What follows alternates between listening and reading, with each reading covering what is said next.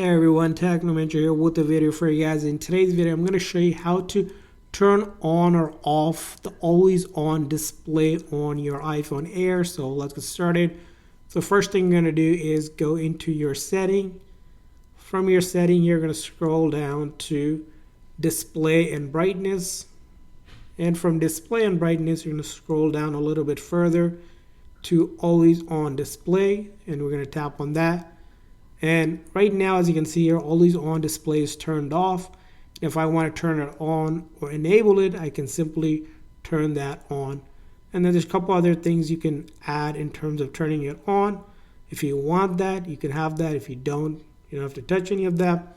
But now with this on, if I lock my phone, as you can see here, the screen just dims down, activating the always on display.